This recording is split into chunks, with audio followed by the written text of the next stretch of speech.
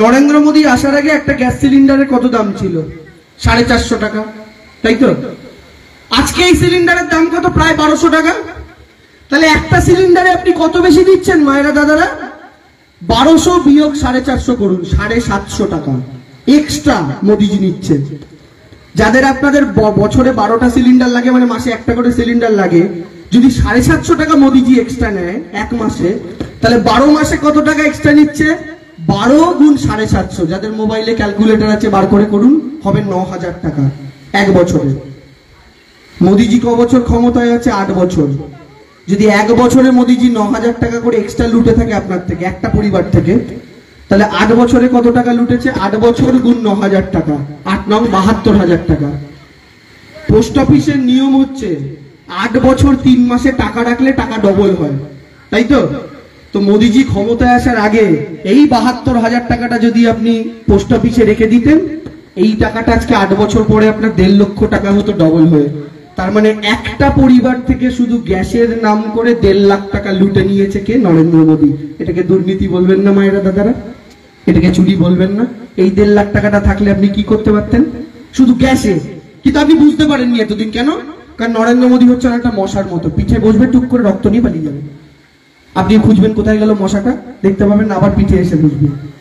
একটু একটু করে মানুষের রক্ত খাচ্ছে, তাই জন্য বুঝতে পারছেন না যে এক মাসে টোটালে কত রক্ত খেয়েছে।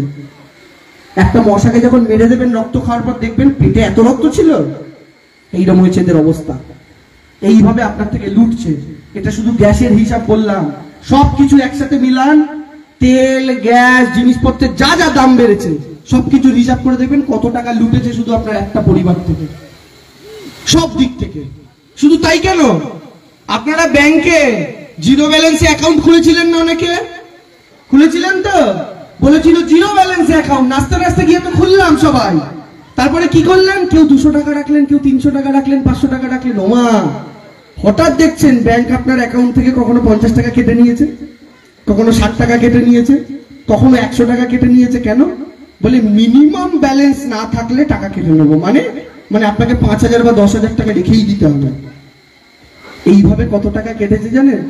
শুধুমাত্র গরিবদের 500 টাকা 700 টাকা থেকে 50-60 টাকা করে কেটে কেটে গোটা দেশ জুড়ে 20,000 কোটি আপনাদের অ্যাকাউন্ট থেকে একটু একটু করে নিয়ে নিয়ে।